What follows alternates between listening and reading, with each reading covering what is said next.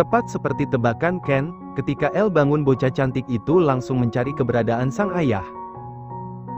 Ia turun dari ranjang dan berlari keluar, dengan diikuti oleh pengasuhnya. Teti, Panggilnya sambil berteriak kencang. Suara melengking khas anak kecil yang masih terdengar imut itu memenuhi lantai atas. sementara kaki kecilnya tak berhenti untuk berlari menuju kamar kedua orang tuanya. Mana Teti? Teti, Elle, dedinya sudah berangkat, ucap Olaf memberitahu sambil mengejar Elle yang berlari sangat cepat. sementara Zoya berada di lantai bawah, sedang menyiapkan sarapan untuk anak-anaknya. Wanita itu menata bubur yang sudah dicampur dengan sayuran di atas mangkuk kecil-kecil. Namun, gerakan tangan Zoya berhenti saat ia mendengar sang anak menangis sambil berteriak memanggil, "Dedi." "Hua! Tetinda sayang Elle."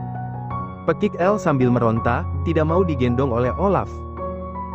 Yakin bahwa itu adalah suara Elle, Zoya langsung naik ke atas setelah mengalihkan tugasnya pada Bilila.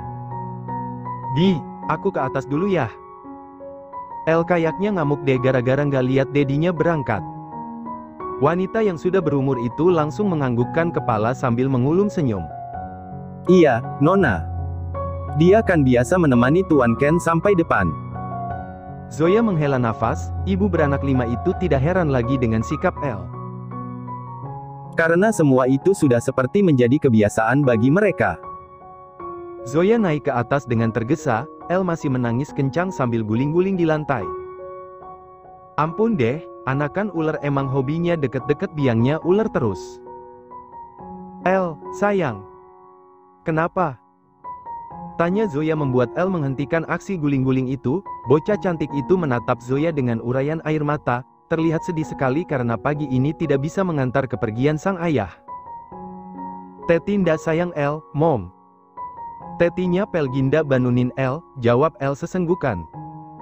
Sementara Olaf berdiri sambil menunduk, selama ini pekerjaannya memang tidak berat, karena Elle selalu ingin ditemani oleh ayahnya. Zoya berjongkok mencoba mensejajarkan diri dengan sang anak yang malah tiduran di lantai.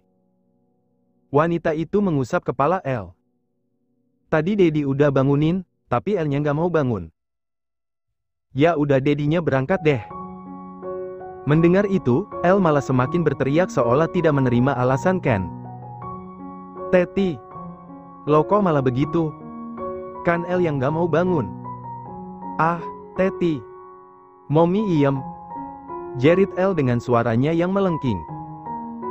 Zoya hanya bisa garuk-garuk kepala menghadapi tingkah putrinya.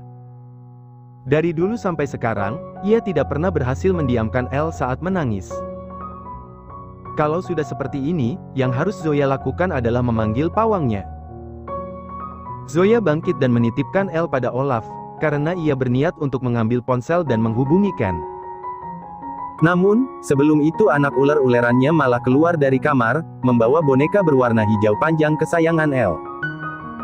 "Ini Janan Aismuyu. Ulel tamu ginggalan," ucap Choco sambil menyerahkan boneka itu pada sang adik. Namun, bukannya senang Elle malah semakin menangis kencang. "Mommy, ulel Elle, Mommy." Kaki mungil bocah cantik itu menghentak-hentak karena merasa kesal. "Iya ini boneka ularnya Elle, Kak Choco baik lo bawain buat Elle," ucap Zoya menggantikan Choco menyerahkan boneka yang terlihat menggelikan itu. Namun, aneh anaknya malah sangat menyukainya. "Mommy, ulel Elle-nya," jerit Elle semakin membuat Zoya tidak mengerti, apa sih yang dimau bocah cilik ini? "Iya kenapa ularnya? Ini punya Elle." Mendengar adik bungsunya menangis, keempat bocah tampan itu malah terkekeh. Apalagi An, ia tertawa paling keras daripada yang lainnya, membuat Zoya merasa heran. "Mommy, beka ulel Elle, Mommy." Elle sesenggukan, sambil menatap nanar boneka kesayangannya. Zoya menghela nafas panjang, pagi-pagi ia sudah dibuat sakit kepala. "Iya ini boneka punya Elle, nggak ada lagi yang punya boneka ular begini kecuali kamu, nak. Beka Elle ndak ada matana," seru bocah cantik itu sambil menunjuk-nunjuk benda yang ada di tangan Zoya. Mendengar itu, mata Zoya langsung tertuju pada boneka milik Elle. Dan ternyata benar, boneka itu tidak memiliki mata. Semua putranya langsung tertawa, membuat El semakin mengamuk. Hehe, Ankila biji cemangka. Mendengar itu, kelopak mata Zoya melebar dengan sempurna, sementara suara tangis El semakin pecah. Itu bukan biji cemangka, itu mata beka. Seru El menjelaskan pada Anek bahwa perkiraan bocah tampan itu salah. Zoya memijat pelipisnya yang tiba-tiba terasa berdenyut-denyut, ia merasa pusing akibat serangan anak-anak ularnya, untung saja dia tidak memiliki riwayat darah tinggi, kalau iya mungkin dia sudah mati berdiri. Good boy, ucap Zoya dengan senyum terpaksa, sementara keempat putranya terkekeh geli melihat biji mata boneka kesayangan El yang berada di tangan Anek. Hua! Teti, Kak-an Natal! BKL matana hilang, teriak bocah cantik itu, semakin menggulingkan badannya di lantai. Zoya kembali berjongkok, ia terus mengusap-usap kepala El yang sudah berkeringat. Sayang, El, nanti kita beli lagi dengan Dedi. Sekarang ayo kita mandi terus makan dulu, bujuk Zoya berharap El mau menuruti perintahnya. Namun, sepertinya pilit yang Ken pakai untuk menjampi-jampi putrinya ini sangat manjur hingga El tetap tak mau bangun. Ndak au. El mau kama Teti.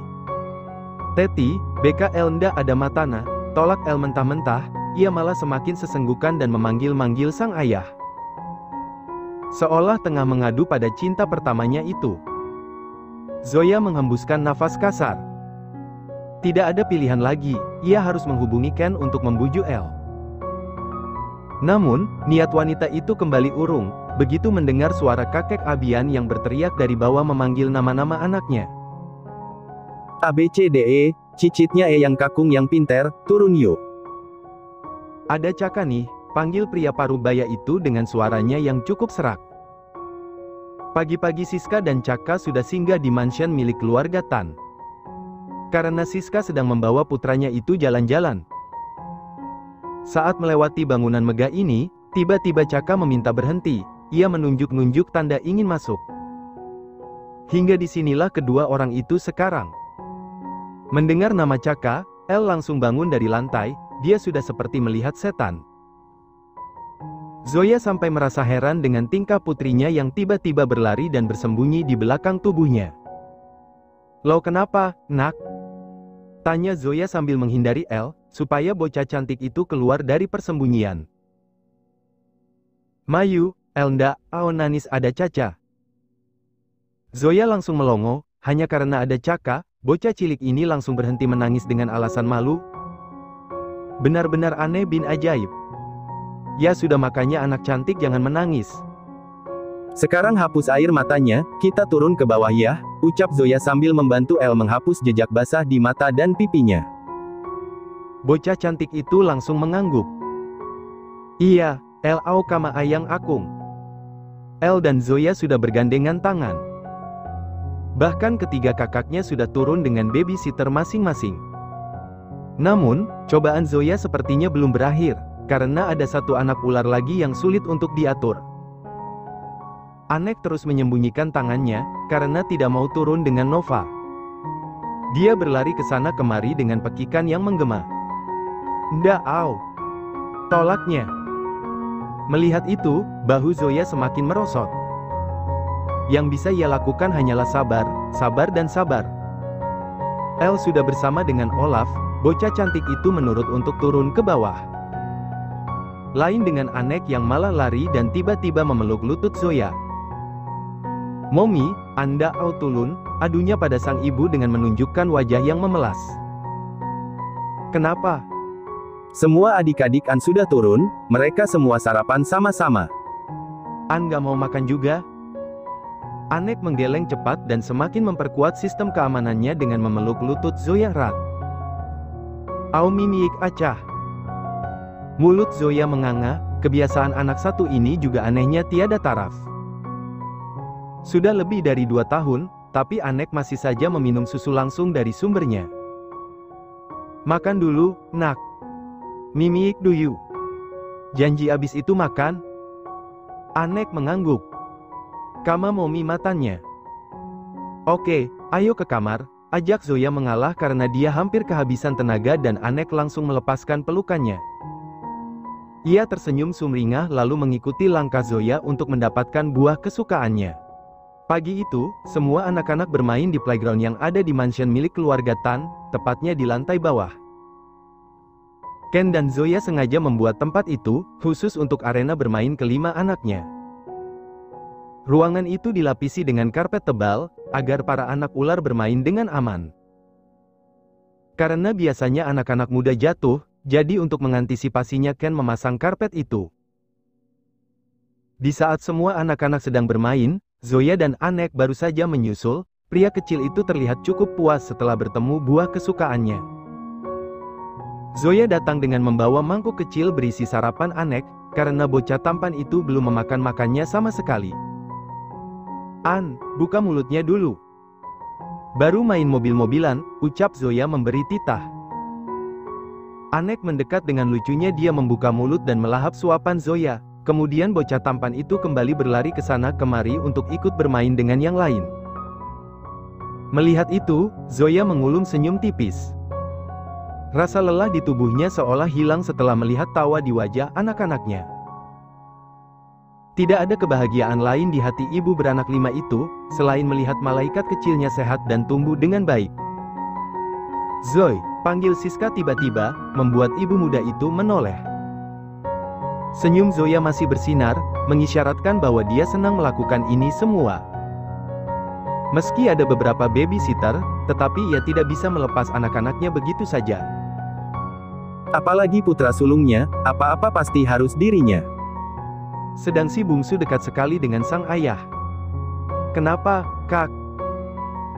Tidak apa-apa, aku hanya salut denganmu, anak-anakmu banyak tapi kamu terlihat sangat menyayangi mereka, kamu juga tidak suka marah-marah, ucap Siska dengan tersenyum bangga, karena walau bagaimanapun, Zoya tetaplah seorang ibu muda yang harus mengurus 5 anak sekaligus. Siska merasa perlu banyak belajar dari wanita itu untuk menghadapi putranya. Terutama tentang rasa sabar. Memangnya alasan apa aku tidak menyayangi mereka, Kak? Mereka semua adalah bagian dari nyawaku. Aku akan selalu menyayangi mereka sampai kapanpun, bahkan kelak di mataku mereka tetaplah bocah kecil yang membutuhkan aku di setiap langkah mereka, papar Zoya, bibirnya melengkung sementara bola mata wanita itu senantiasa menatap kelima anaknya yang sedang bermain bersama. Tangan Zoya melambai saat melihat mulut Anek sudah terasa kosong. Suap lagi yuk, ucapnya. Patuh, Anek mendekat dan langsung membuka mulut kecilnya. Sebelum menyuapi bocah tampan itu, Zoya menyodorkan salah satu pipinya. Give me your kiss. Pipi Anek memerah dengan senyum merekah. Tanpa ragu ia mencium Zoya, membuat semua saudaranya langsung merengek meminta cium juga. Mommy, I want to kiss, teriak Bi dan langsung bangkit dari duduknya. Dia berlari karena tak mau ketinggalan dengan yang lain. Semuanya merengek ingin mencium Zoya lebih dulu, berbeda dengan El yang sibuk bermain dengan Chaka. Pokoknya selagi itu bukan sang ayah, dia akan tetap terlihat santai di tempatnya. Sudah makan? Tanya Zoya pada ketiga bocah yang turun lebih dulu. Sudah, Mom. Tai yang cuapin, jawab Choco lebih dulu sambil menunjuk pengasuhnya. Di, Juda. Di Matan sendiri, Mom. Pintel kan? Zoya terkekeh mendengar itu, dia mengusap puncak kepala Bi, tetapi tangannya segera diraih oleh Choco. Choco ndak diucap juga. Ih, mominya deh ini. Bocah itu ikut-ikutan menguasai Zoya. Momi de Matan sendiri juga. Ujarnya sambil menengadah, meminta Zoya agar memujinya pula. Iya bagus dong. Semua anak Momi memang pintar, puji ibu muda itu, membuat semua orang ikut tersenyum. Namun, tidak dengan ketiga bocah tampan itu. Mereka malah semakin berebut ingin memeluk Zoya. Puna Bi. Sentak bocah tampan yang lahirnya lebih dulu, setelah si sulung. No. Momi Punana Choco, bantah sang adik dengan matanya yang bulat melotot. Mereka saling memberi tatapan sengit, hingga dipisahkan oleh Akan tetapi ketiga bocah tampan itu malah dilibas abis oleh si sulung yang berlari dan langsung naik ke pangkuan Zoya. Hingga mangkuk kecil yang ada di tangan wanita itu jatuh berhamburan. Astaga! Pekik Zoya karena terkejut. Namun, pria kecil itu malah terkekeh. Momi cuma punah, An. Jelas Anek lalu mengusap-ngusap wajahnya di dada Zoya.